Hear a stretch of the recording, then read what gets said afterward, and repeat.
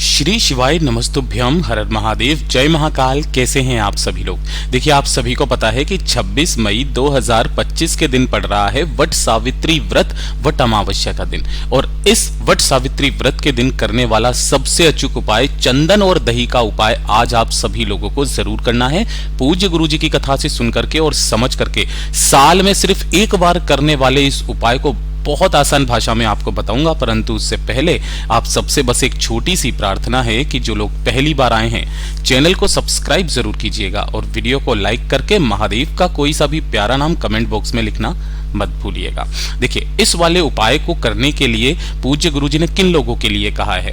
जैसे अगर आपके घर में किसी के भी कोई अदालत का कोई केस चल रहा है, कोई कोर्ट केस चल रहा है, या फिर कोई कार्य आपने शुरुआत की और उसमें आपको सफलता प्राप्त करनी है, कोई दुकान खोली है, व्यापार खोला है, किसी नौकरी के लिए आप तैयारी कर रहे हो, तो उसमें सफलता प्राप्ति के लिए, चाहे किसी भी कार्य की सफलता प्राप्ति के लिए, गुरुदेव ने यहां तक कहा कि अगर आपके परिवार में किसी भी बच्चे का कोई एग्जाम है ना, कोई परीक्षा है और उसमें पास होने के लिए चाहिए, तो पूज्य गुरुजी ने कहा कि साल में सिर्फ पढ़ने वाला ये एक दिन जो व्यक्ति, जो घर की नारी इस उपाय को कर लेती है ना, उस वाले कार्य को खुद महादेव पूरा करते हैं।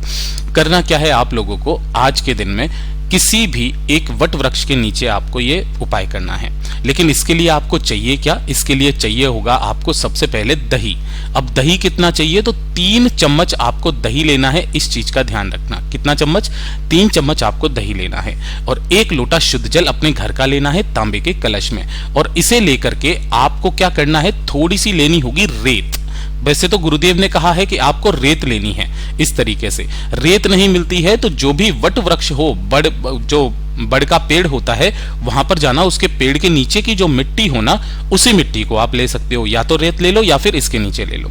और वट वृक्ष के नीचे ही बैठ करके उसी मिट्टी से आपको एक पार्थिव शिवलिंग का यहाँ पर क्या करना है, निर्माण करना है, कुछ इस तरीके से। लेकिन एक चीज का ध्यान रखना, जब भी आप पार्थिव शिवलिंग का निर्माण करेंगे तो सबसे पहले नीचे आपको एक बड़ का पत्ता रखना है और उसके ऊपर आपको पार्थिव शिवलिंग बनाना है। चाहो तो आप जलाधारी बना सकते हो, वैसे गुरुदेव ने कहा केवल ये लिंग नुमा आकृति बना लेना, इसी में आपका पूजन सुनिश्चित हो जाएगा। इसी वाले शिवलिंग का आपको क्या करना है, बना करके चंदन, दूध, दही, घी, इनसे आपको क्या करना है, इस पार्थिव शिवलिंग का पूजन करना है। पूजन करने के पश्चात जो आपने 3 चम्मच दही लिया है, इस 3 चम्मच दही को आपको महादेव की शिवलिंग के ठीक ऊपर यहां पर समर्पित करना है। किस तरीके से समर्पित करोगे बताने की कोशिश करता हूं। इस स्थान पर आपको अपनी कामना कहते हुए 3 चम्मच दही यहां पर आपको समर्पित करना है। समर्पित कर देने के पश्चात बाबा से निवेदन कामना करके जिस तिथि को आप कर रहे हो, जैसे वट सावित्री व्रत 2025, जो भी आपकी उस दिन की तिथि बनती है, तिथि बोल करके और अपनी कामना कह करके यहां से थोड़ा सा दही आपको किसी भी एक कटोरी के अंदर निकाल लेना है।